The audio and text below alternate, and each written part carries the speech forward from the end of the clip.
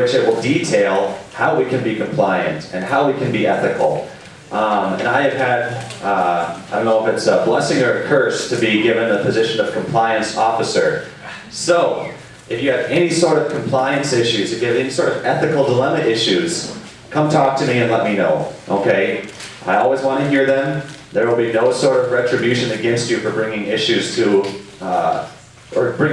light.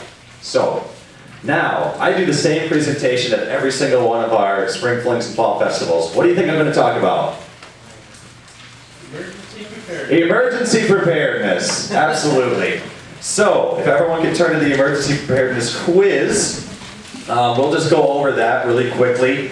All of us, know where our emergency preparedness policies and procedures are. For those of you who might be new employees, those of you who are seasoned employees, tell them where our emergency preparedness policies and procedures are located. Okay. So maybe we all don't know. They are located in the red totes on each of our neighborhoods here at Bethany Home Brandon. We have red emergency totes in each of our little scullery areas, okay? And then in Bethany Home Sioux Falls, they are located at your nurses' stations. In there is a full comprehensive list of policies and procedures that we have to be used in case of any sort of emergency, which we're going to go through a little bit here. Just like our QAPI plan, I encourage each and every one of you to read through that. Or if we have an emergency, pull that out. It's there for a reason, okay? If we have a fire, don't just be running around saying, oh, what are we going to do? No, we have a detailed set of instructions to be able to combat that. So, if you go to number 1, if there is a fire, should you page code 711 or fire 3 times? Fire. We always want to say what the actual event is. So we have things called smoke compartments, and evacuating to that next smoke compartment is one of the 6 emergency steps. True. So we have those detailed emergency steps listed in our emergency preparedness policies and procedures. The person in charge is to wear a red ID band. True, and those are located in those emergency red tote bins. Staff is required to stay with residents, either in the evacuation area or on the neighborhood at all times during a fire drill or actual fire event. The charge nurse should also grab the up-to-date resident face sheet binder out of the resident totes. True. So in case we need to evacuate, we want to send those face sheets with the residents so the people where they're evacuating to know who they are. Okay? The first staff member to see the fire light or sign is to initiate the fire drill. True. It's just like if you're the first person to see an unethical thing, you need to report it. If you're the first person to see fire, you go pull that fire alarm. Don't tell somebody else, hey, I gotta go to the bathroom, but go pull a fire alarm. There's a fire. Smoke compartment maps are located in the disaster preparedness plan manuals. That is true. So all of our smoke compartment maps are located there. At Bethany Home Brandon here, we have our 4 neighborhoods. Those big metal doors that close on all those neighborhoods, those are our smoke compartment doors. So if there's a fire on Plum Creek, you want to get our residents out past that door so they don't get any smoke.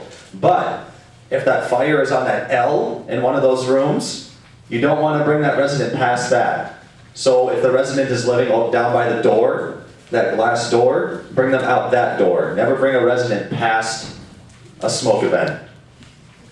So in the event of a missing resident, staff are to immediately initiate the missing resident policy. Staff should immediately begin searching the area for the resident, and if that resident cannot be found, staff should call the family and 911 to begin the searching process. That is true.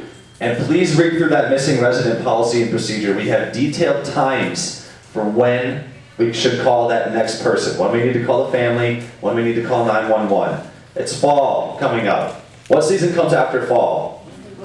Winter. It is going to get very, very cold, and that is a very, very bad thing for an elderly person if they get outside during the winter, because most of the time it's a person that probably shouldn't be outside, and they go outside not knowing it's cold. So that becomes an immediate emergency. So please, please, read through that policy and procedure. I want to touch on this one. In the event of an active shooter, staff is to respond via the run, hide, or fight methods, putting their own safety as a top priority. True. Always, always, always, in the event of an active shooter, put your own safety as the top priority. That is the best way to save lives during an active shooter event, is to just get out of the building, okay? I know in healthcare we all think we want to stay back and help our residents. That's just going to give that shooter more opportunities to hurt more people. So just get out of the building in the event of an active shooter, okay? Who is the person in charge in the absence of the administrator or director of nursing? The bossiest person on the team, or the charge nurse on Plumber, Dakota?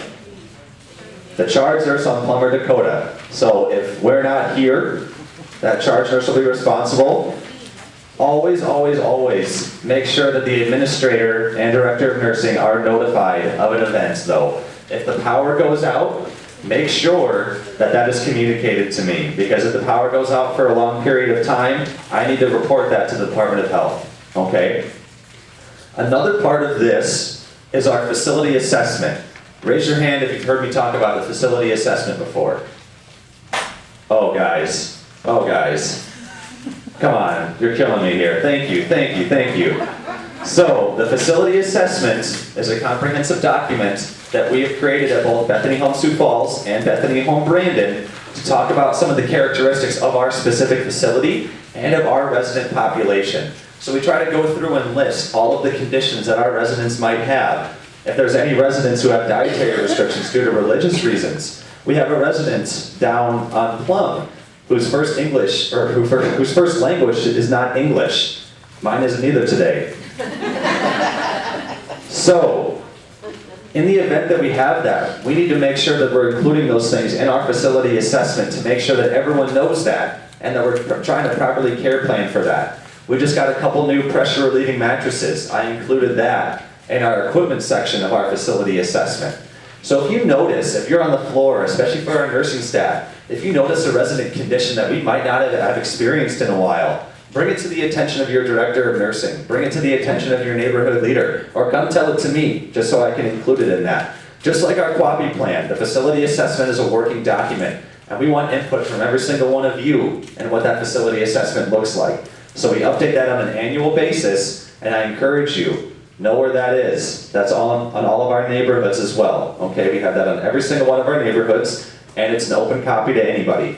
You can come ask me for a copy, I'll print it out, okay? Just touching on a couple of things in regards to winter weather.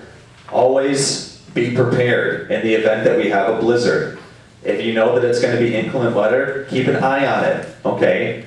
Keep an eye on it, there's going to be a blizzard on your shift. You might be required to stay here until a person can relieve you from your shift, okay? Have all necessary medications. If you're a smoker, have your cigarettes. We don't want anyone getting cranky, okay? We want to make sure that we have everything that we need in the event that we need to stay in this facility, okay?